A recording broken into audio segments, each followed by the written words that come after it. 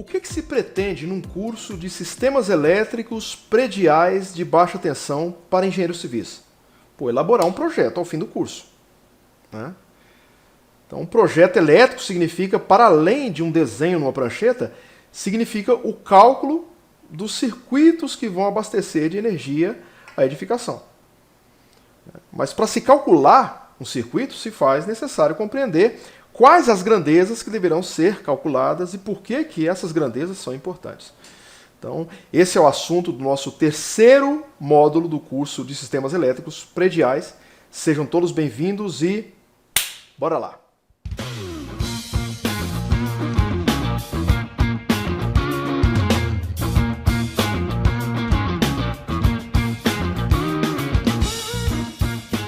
Nosso objetivo nesse módulo é definir quais são as grandezas físicas básicas e derivadas envolvidas na elaboração de um projeto de instalações elétricas, né? Bem como apresentar uma metodologia que possibilite o levantamento da carga demandada por uma edificação, tendo por base a norma de referência a ABNT NBR 5410, cuja última versão é de 2004. Uma edificação demanda energia. Mas o que demanda energia numa edificação? E quem atende a essa demanda? Então a resposta para ambas as perguntas são os aparelhos elétricos, que podem ser ou receptores ou geradores de energia. Os receptores, presentes em todas as edificações atuais, são os aparelhos elétricos que demandam energia numa edificação e transformam essa energia noutro tipo de energia. Todo aparelho que consome energia produz calor. Não obstante, alguns, como é o caso dos chuveiros elétricos, por exemplo, funcionam basicamente como uma carcaça que envolve uma resistência e por onde a água passa. Um chuveiro elétrico, conceitualmente, não possui um motor que, ao ser acionado pela energia, executa uma tarefa, além da tarefa de aquecer a água, entendeu? Por isso, esse tipo de equipamentos são chamados receptores passivos. Equipamentos que possuem um motor cujo movimento de eixo executa um trabalho são chamados receptores ativos. Os geradores são os aparelhos que fazem o caminho inverso dos receptores. Eles transformam qualquer outro tipo de energia, seja do movimento ou energia química, em energia elétrica. Então eles podem gerar uma tensão fixa entre os seus polos, independentemente do valor da corrente a que são submetidos, sendo chamados então geradores de tensão. Ou podem gerar uma corrente fixa entre os seus polos, independentemente da tensão a que estão submetidos. E são chamados, neste caso, geradores de corrente. Aqui, vemos exemplos de aparelhos elétricos geradores de energia, como baterias, geradores a diesel. E aqui vemos alguns exemplos de receptores passivos. Temos aqui uma cafeteira elétrica, uma torradeira, que são basicamente o quê? Uma resistência destinada ao aquecimento de água ou de outros alimentos. E receptores ativos, como uma batedeira e um liquidificador, ambos munidos de motor que processam alimentos. Além dessa classificação, os aparelhos elétricos podem ser classificados como aparelhos de iluminação, industriais e não industriais.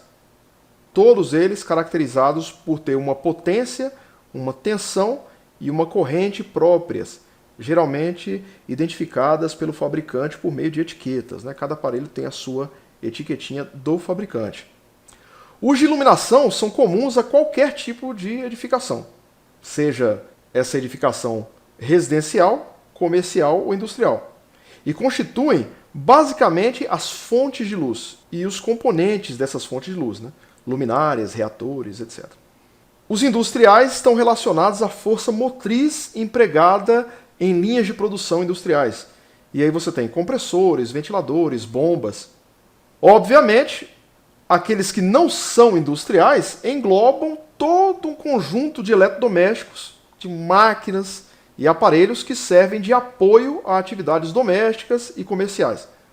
Então você tem aí fogões, geladeiras, computadores, frigobares e etc, etc.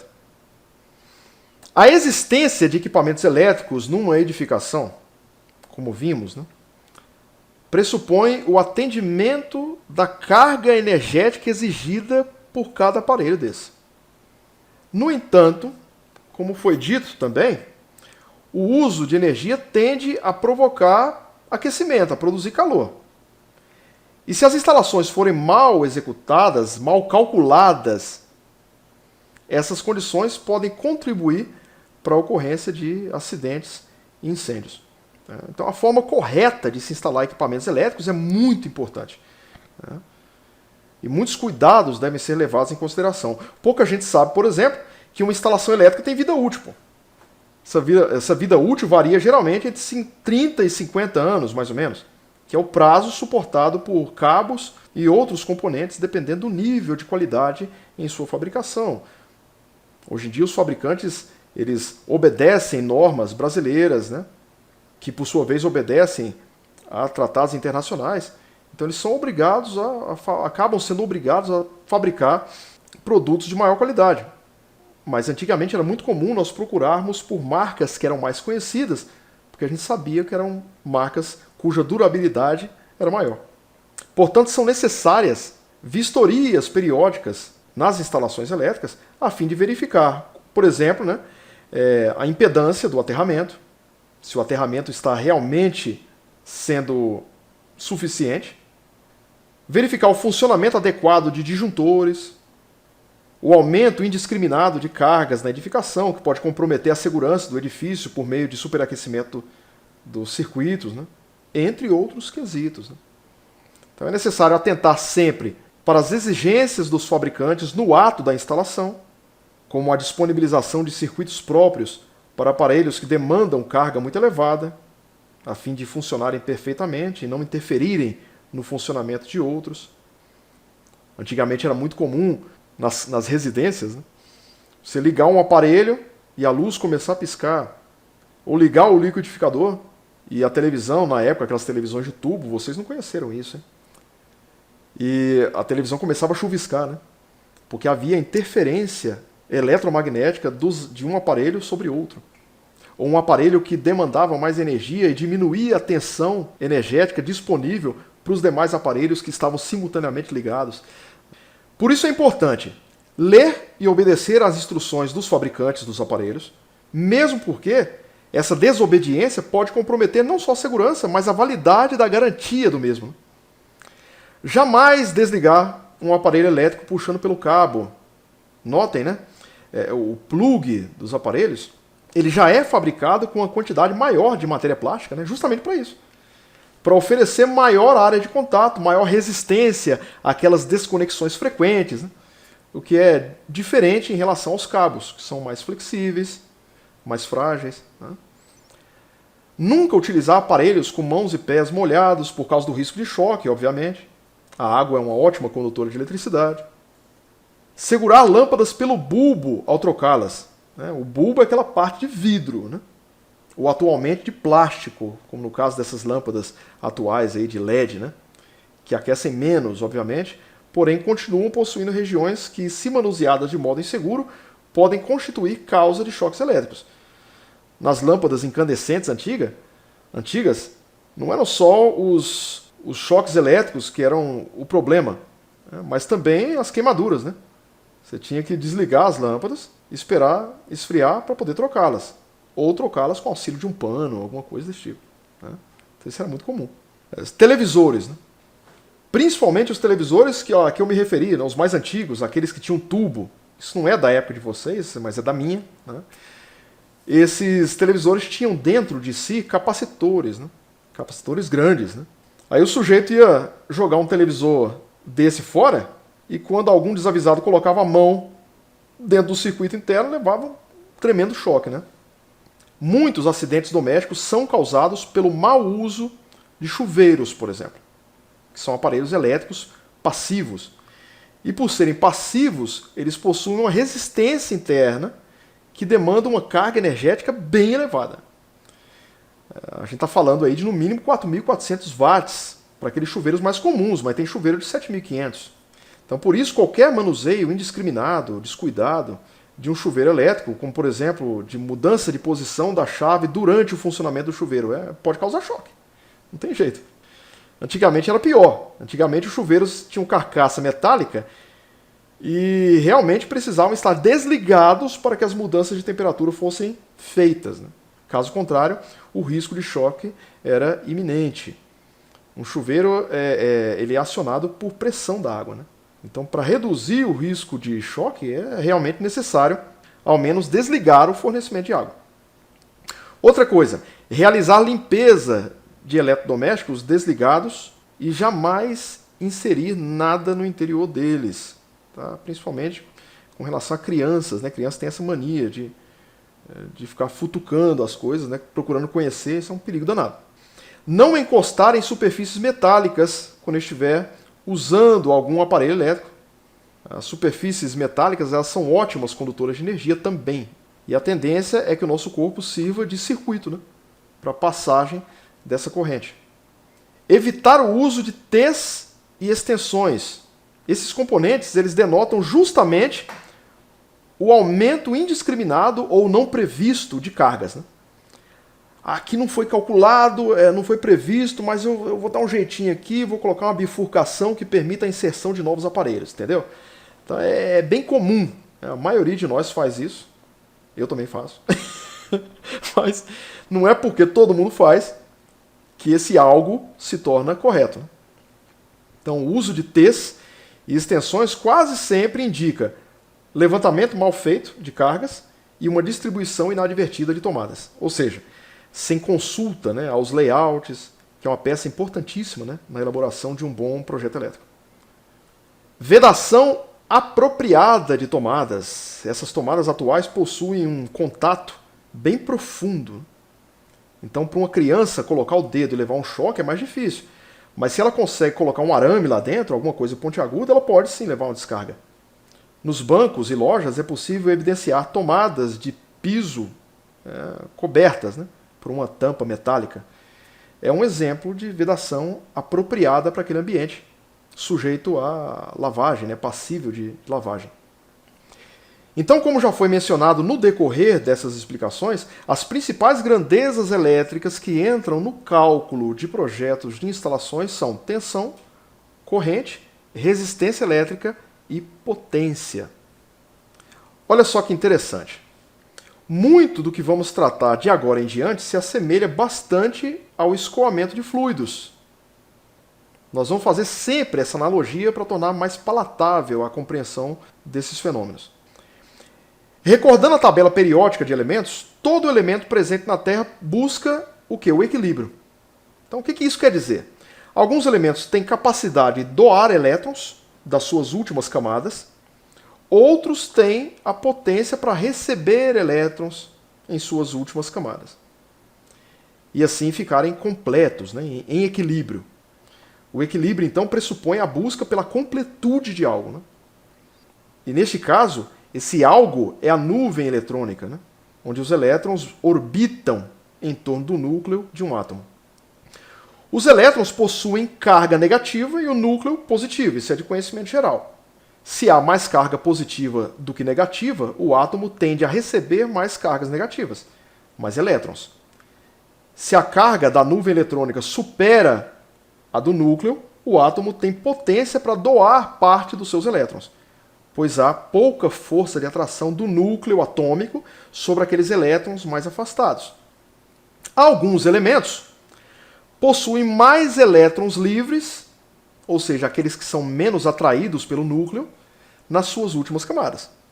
E por isso são considerados bons condutores, já que esses elétrons podem ser permutados, né, podem se mover com mais liberdade.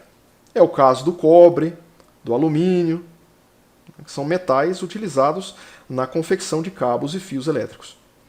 Já outros elementos são considerados maus condutores porque possuem menos elétrons livres nas suas últimas camadas.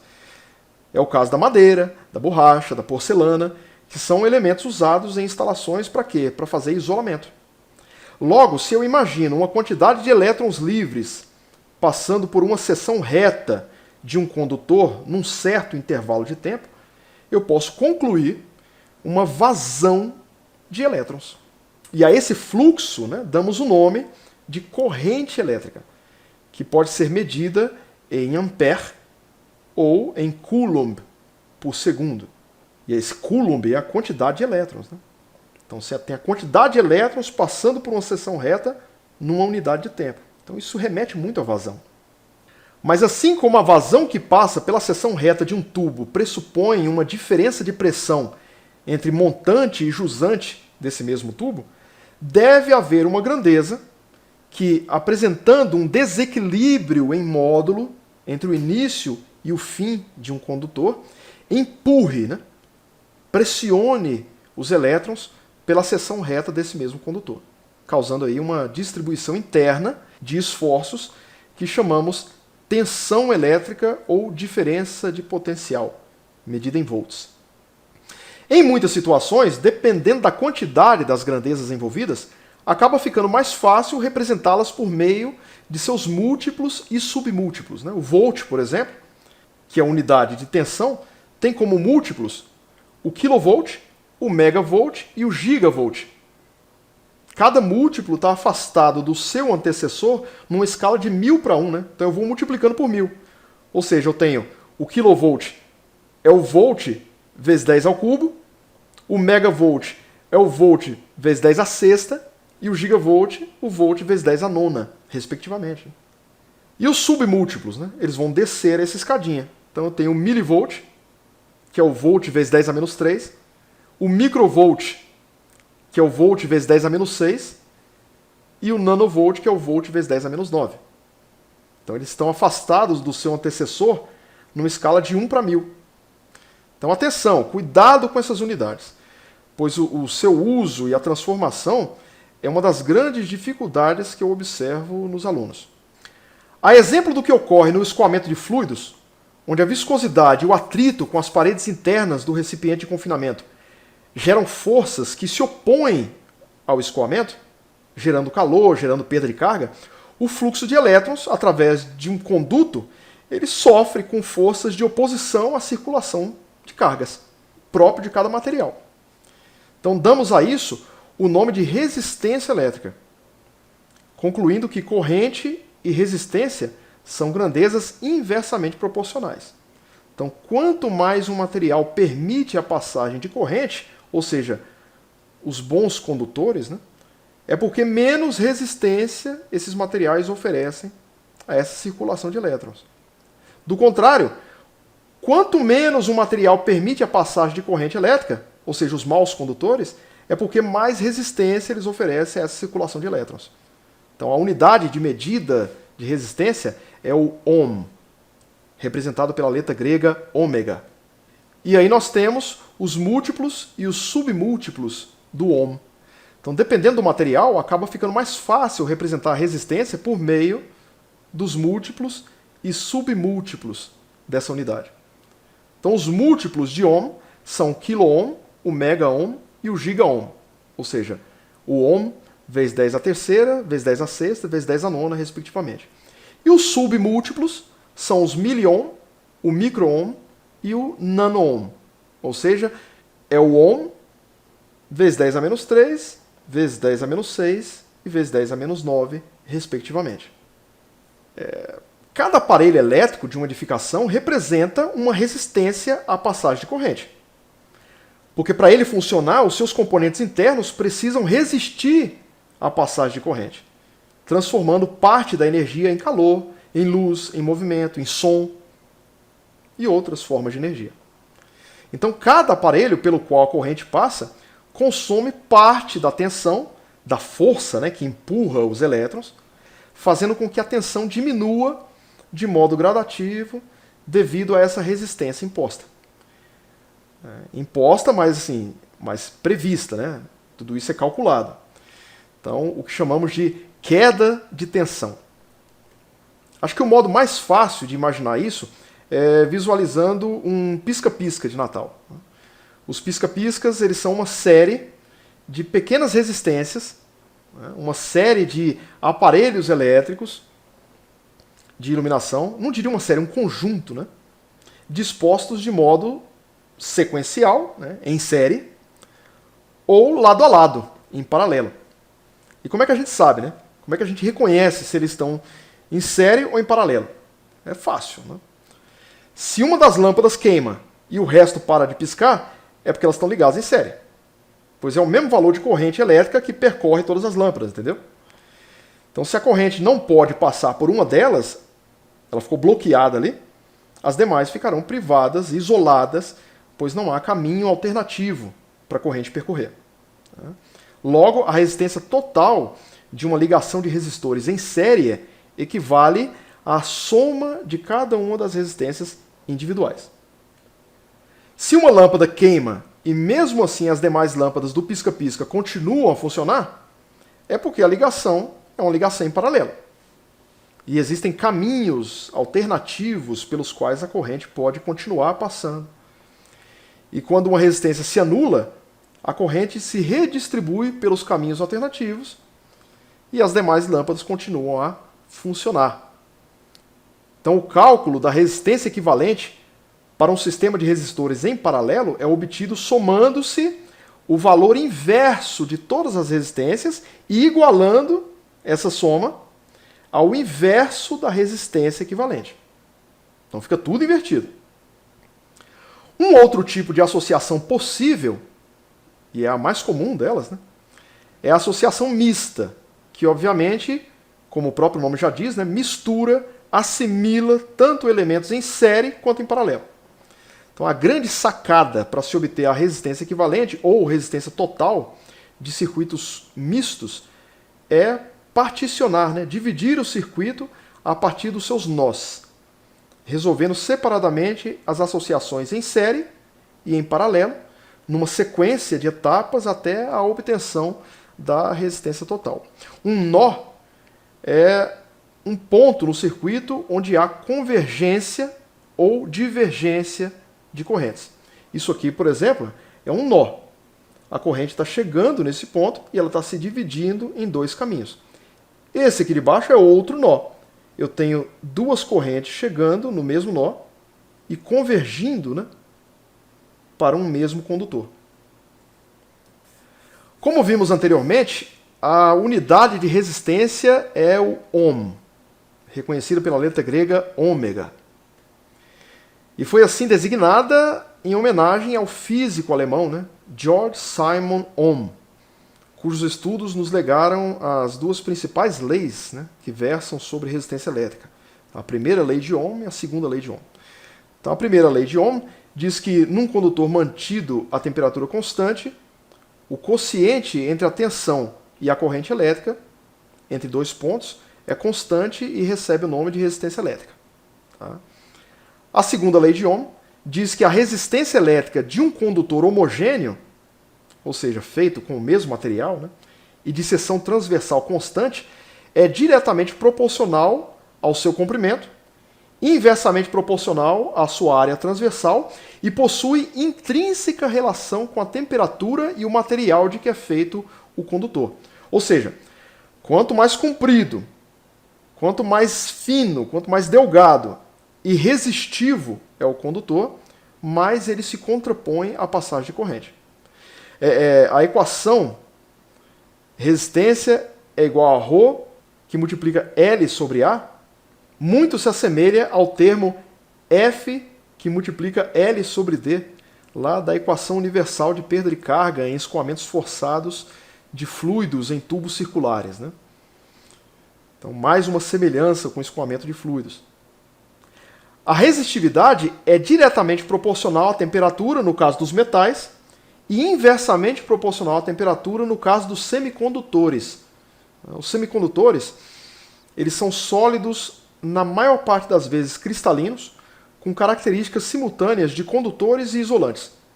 Então, devido a esse efeito transiente, as tabelas sempre apresentam a resistividade dos materiais a 20 graus Celsius, ou seja, estabelecem uma temperatura padrão.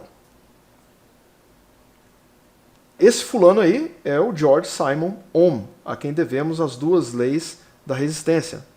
E essa tabela circular, ela é muito usual e ela explicita as correlações existentes entre as quatro principais grandezas envolvidas no cálculo de circuitos elétricos. Recordando, a tensão, a resistência, a corrente elétrica e a potência. Alguns circuitos são muito complexos, com múltiplos geradores e associações de resistências, e é impossível determiná-los pelas equações de resistência equivalente vistas anteriormente. Então, os estudos do físico alemão Gustav Kirchhoff nos legaram a solução dessa dificuldade.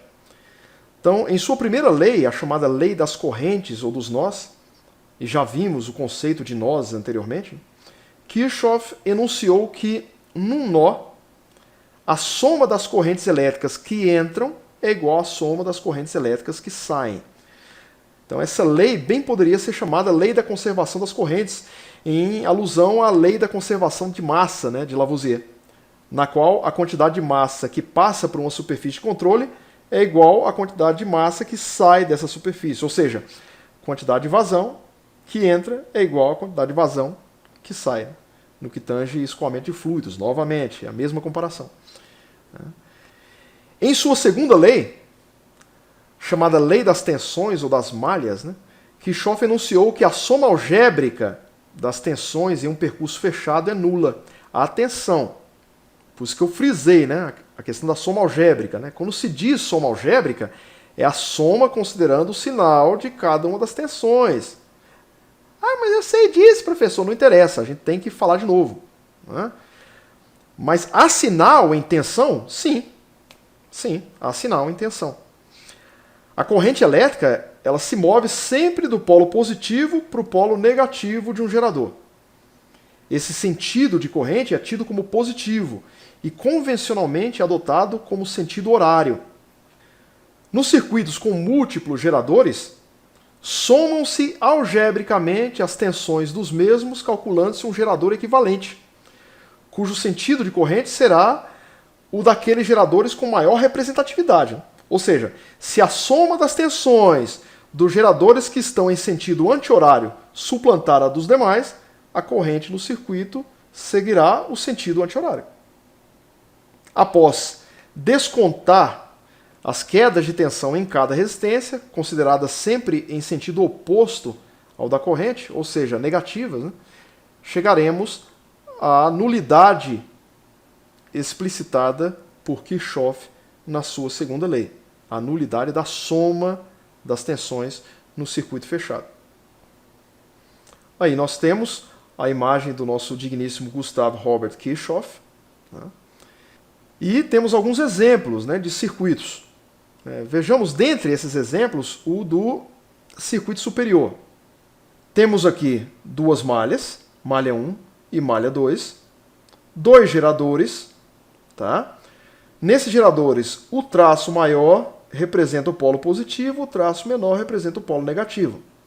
Mas vejam, eu tenho um traço maior e um traço menor, depois outro traço maior e outro traço menor. Então tem traços maiores e menores intercalados. Né?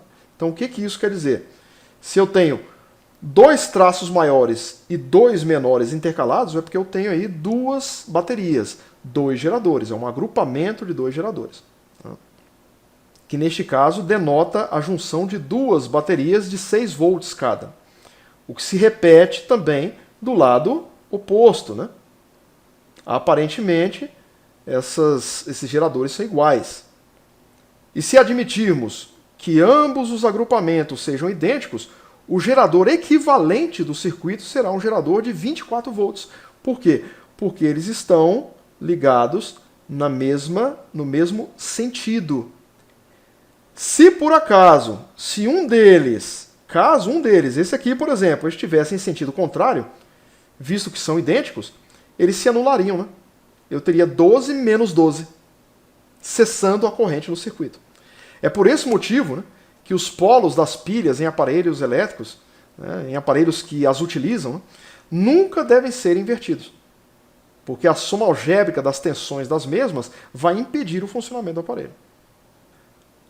Bom, até agora nós compreendemos os conceitos de corrente, tensão e resistência elétrica. Ou seja, das 4 grandezas envolvidas no cálculo de circuitos elétricos, falta compreender o que vem a ser potência elétrica.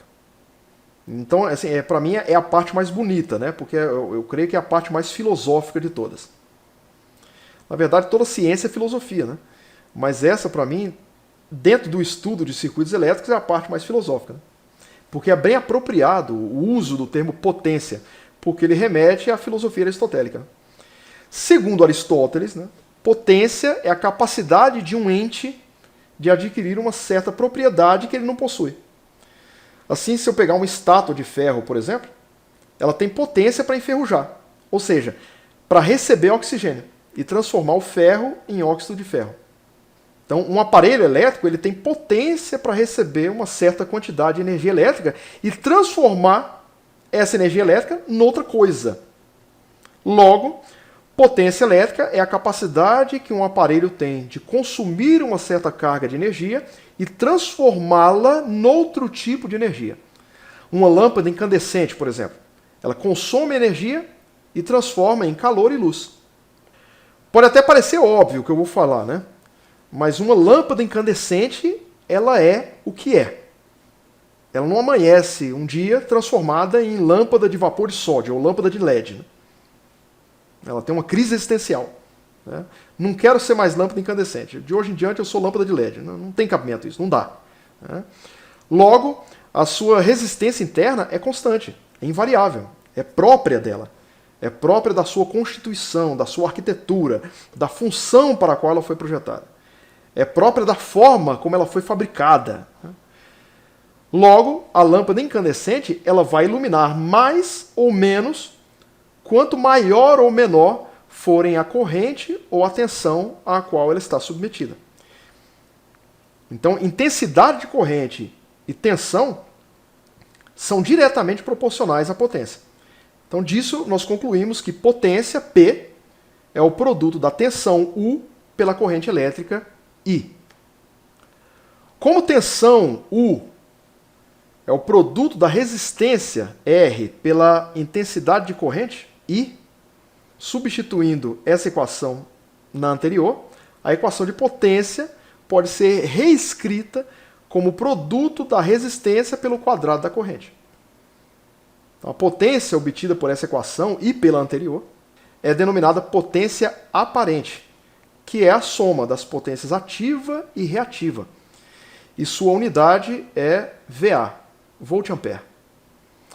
Bom, a gente filosofou, compreendeu o último conceito, mas, como vimos, esse último conceito ele admite uma digressão, uma divisão.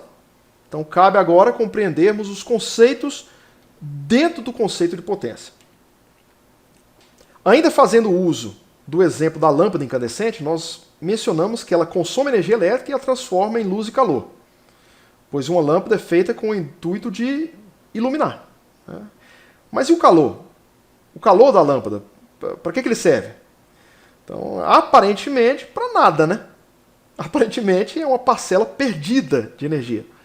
Bom, a verdade é que todo aparelho, toda máquina que usa um determinado tipo de energia e transforma em outro tipo, nunca consegue transformar integralmente essa energia na energia que pretende.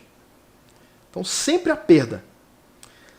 Quando a gente estuda, por exemplo, bombas hidráulicas, chamamos a parcela que se pode aproveitar da energia consumida pela bomba para a produção de trabalho, né? Para o recalque de água, ou de óleo, ou de qualquer outro fluido, de rendimento da bomba. Então, os motores também são assim, né?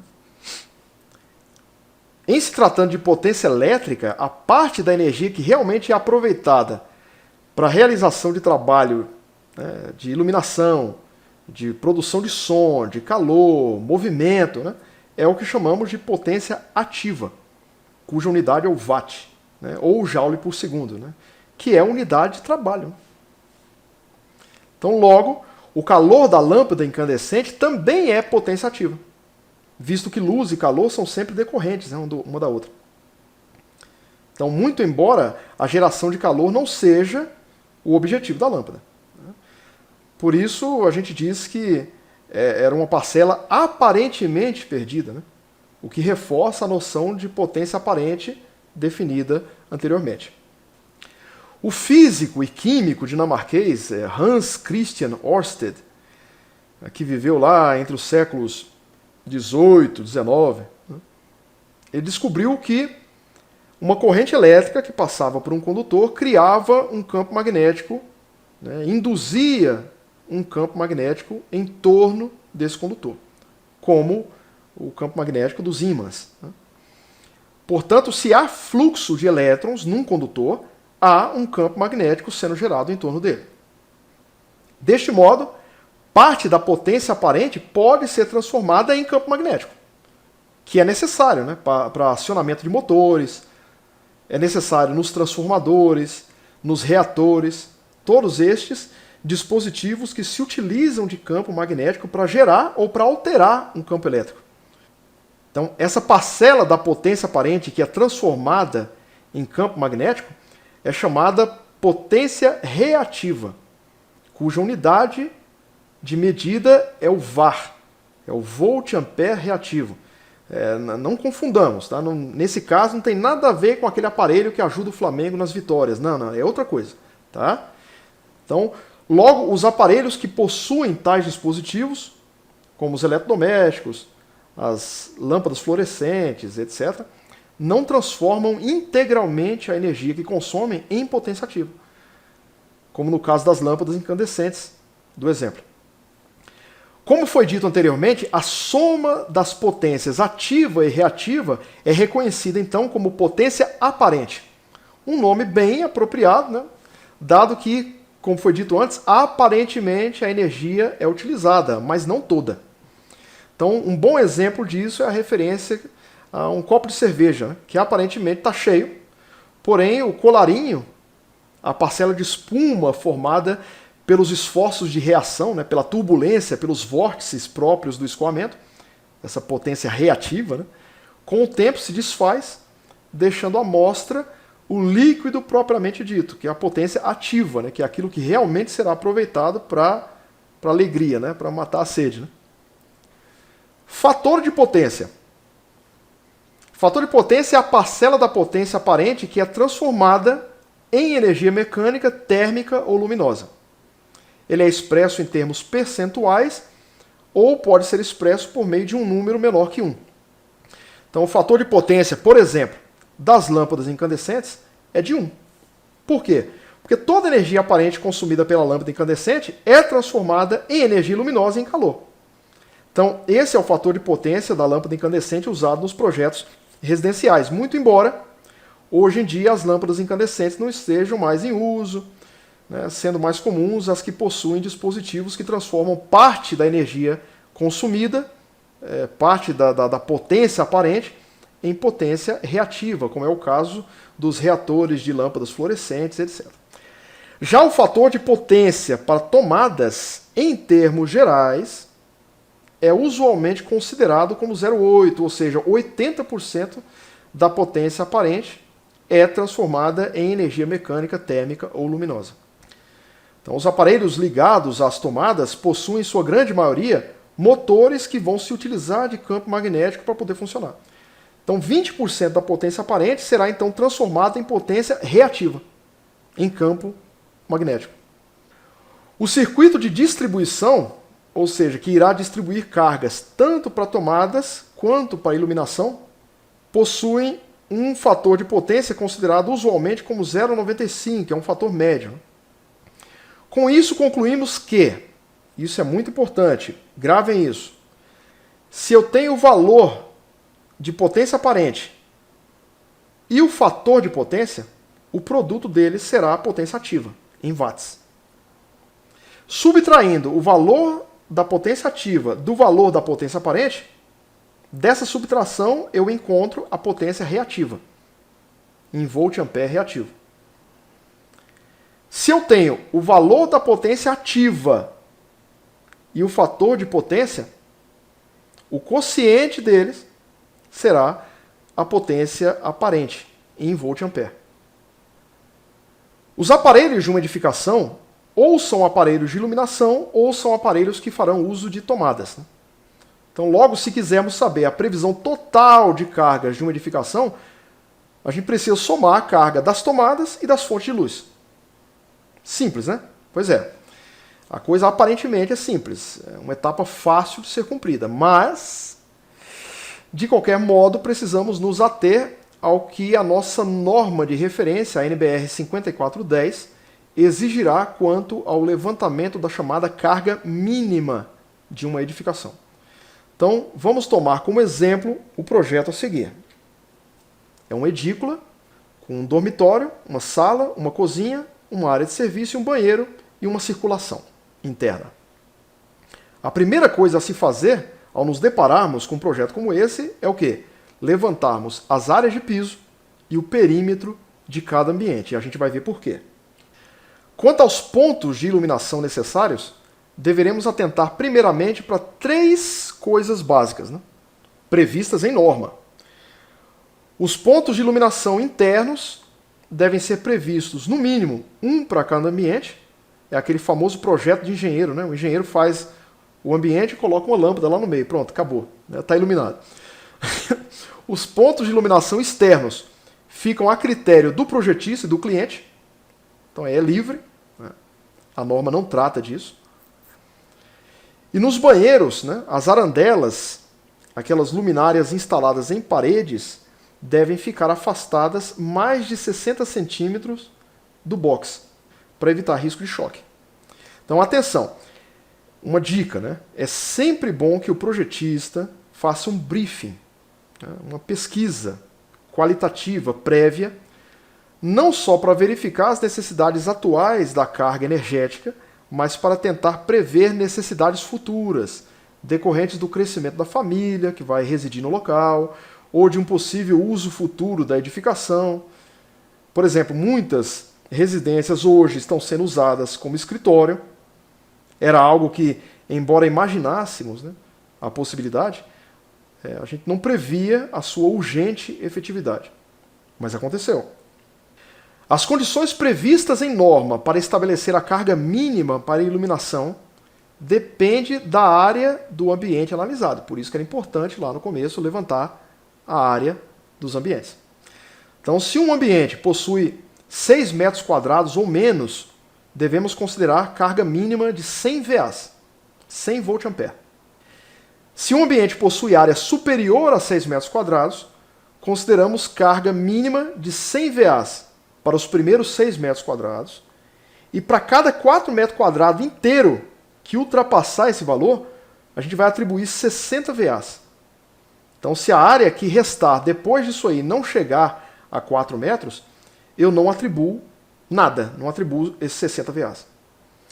Então, num ambiente como o da sala desse exemplo, que possui 16 metros quadrados, né, de área de piso, eu tenho os 6 metros quadrados iniciais e os 10 metros quadrados restantes eu posso dividi-los em 2 partes de 4 metros e sobra lá um beicinho de pulga de 2 metros quadrados. Então, para os 6 metros quadrados, eu vou atribuir 100 VAs, mais 60 VAs para cada parte de 4 metros quadrados inteiros, e para o beicinho de pulga, para os 2 metros quadrados restantes, não atribuiremos nada, porque não alcançaram os 4 metros quadrados. E assim teremos a previsão mínima de 220 volt-ampere para esse cômodo, para esse ambiente. Potência aparente. Tá? As condições mínimas para se estabelecer o número de tomadas por ambiente, em geral, depende do perímetro do ambiente analisado. Afinal de contas, as tomadas serão dispostas nas paredes, né? Quase sempre, porque tem tomada que é disposta no piso ou no teto. E é preciso saber a metragem linear disponível de paredes para melhor distribuir as tomadas. Por isso que era importante lá no início, né? A primeira coisa que a gente faz é levantar a área e levantar o perímetro. Por quê? A área, porque a gente já viu, e o perímetro por causa dessa necessidade. Então, o levantamento do número mínimo de tomadas depende, em grande parte, do perímetro dos ambientes. Assim sendo, vamos começar pelos banheiros, né? Então, nos banheiros, não consideraremos o perímetro. Poxa, né? Aí já começa abrindo exceção para a regra, né? Mas é que o banheiro, em geral, são ambientes menores que o restante da edificação. Tá? Então, mas vamos considerar uma tomada para o banheiro de 600 VAs, no mínimo, para o ambiente. E para evitar choques elétricos, visto que é uma área molhada da edificação, a tomada, a exemplo das arandelas, deverá ficar afastada 60 centímetros no mínimo da banheira ou do box. E por que se coloca uma tomada de 600 VA no banheiro? Né? É porque em banheiro geralmente se usam aparelhos, né, que utilizam demandam uma carga elétrica maior. Prancha de cabelo, secador de cabelo.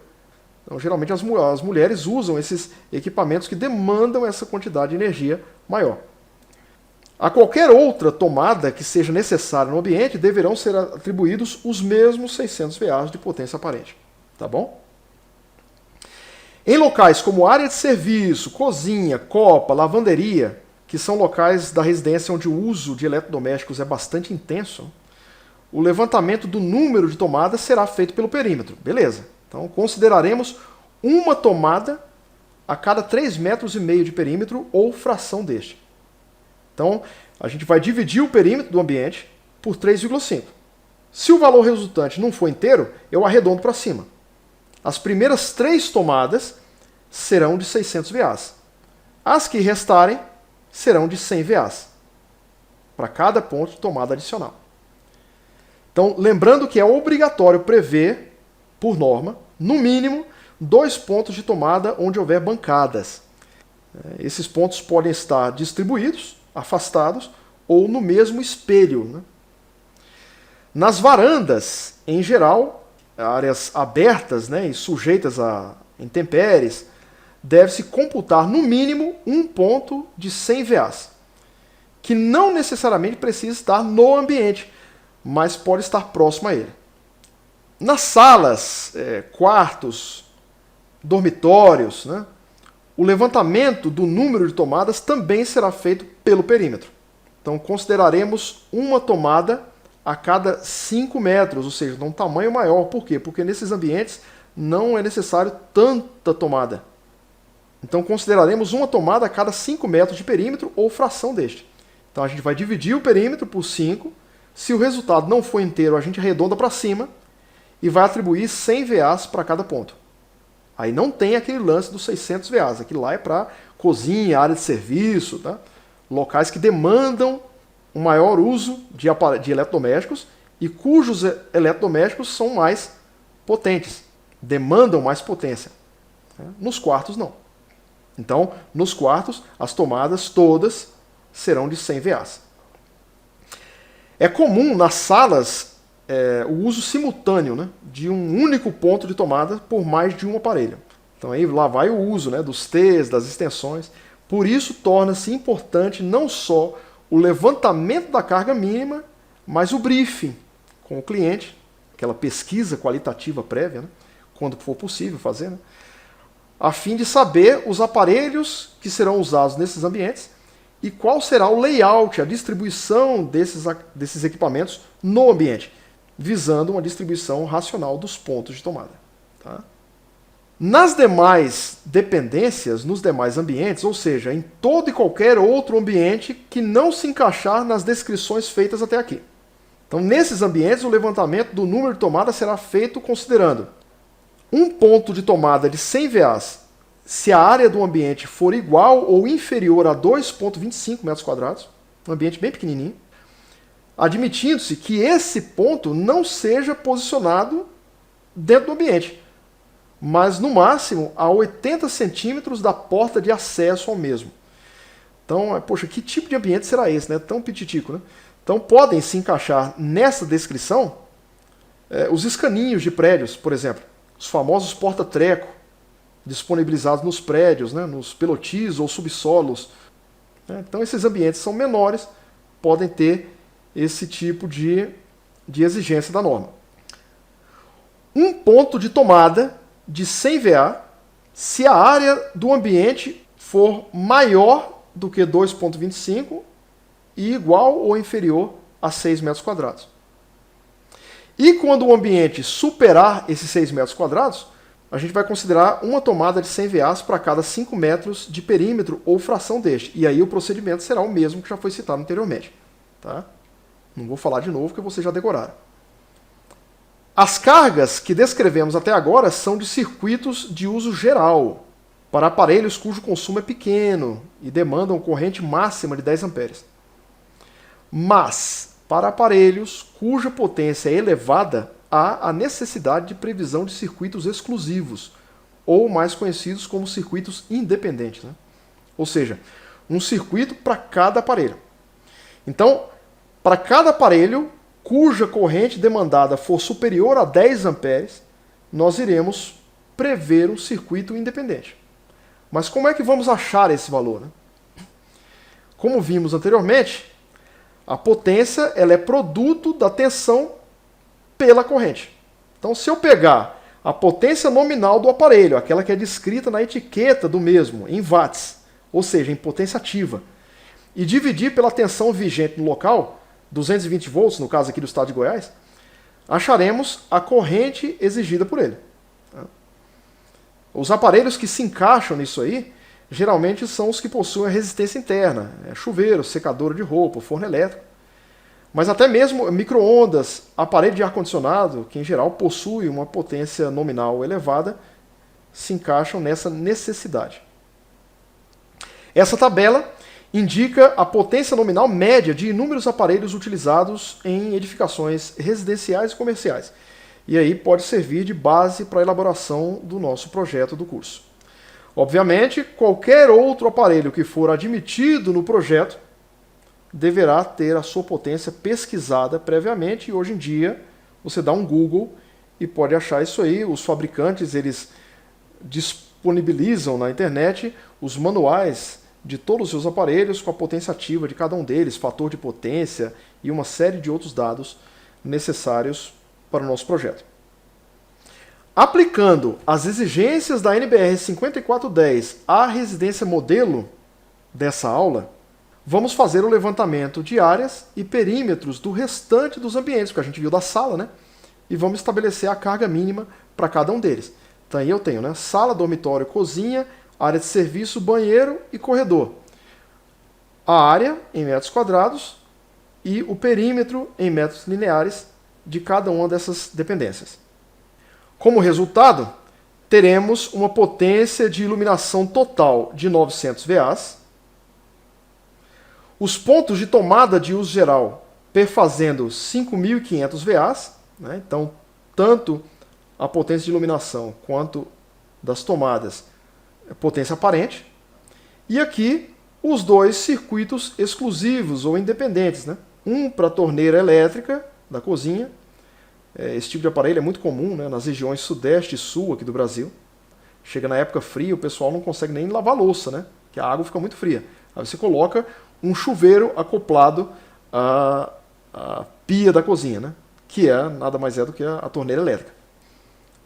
E aqui você tem os 3.500 watts potência ativa e os 4.400 watts potência ativa também do chuveiro do banheiro.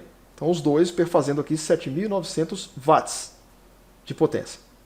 Então tem aí o somatório de potência aparente total, 6.400, e a potência ativa total, 3.500 mais 4.400, 7.900 watts. Tá? De posse dos fatores de potência vistos anteriormente, sendo, vamos recordar, né, 1 para iluminação e 0,8 para tomadas de uso geral, multiplicaremos os fatores de potência pelas respectivas potências aparentes encontradas. Então, vou multiplicar 900 VAs por 1, e aí eu vou obter 900 watts de potência ativa para iluminação. Vou multiplicar 5.500 VAs por 0,8, obtendo 4.400 watts de potência ativa para tomadas de uso geral, que somados aos 7.900 watts de potência ativa dos circuitos independentes, resultam, né, a soma total, em 13.200 watts demandados pela edificação, cuja categoria de fornecimento, de acordo com a norma técnica 04 da Enel, será B1, bifásica. Bom, como atividade decorrente dessa aula, vocês vão realizar o levantamento da previsão de cargas mínima para o projeto base do nosso curso. Lembrando, tudo isso que foi dito nessa aula é a previsão mínima, tá ok? Isso não impede que vocês insiram mais cargas que se façam necessárias no projeto de vocês, tá ok? Então, não pode estar abaixo da mínima, mas acima da mínima não há problema, né? Não pode também abusar, tá ok? Mas não há problema estar a carga em cima da quantidade mínima exigida, não pode estar aquém disso. Eu espero que esse terceiro módulo, né, do curso de Sistemas Elétricos Prediais tenha sido de proveito. Na próxima aula nós vamos começar a tratar, né, do cálculo de circuitos elétricos. Então, um abraço para vocês, sucesso e até a próxima aula.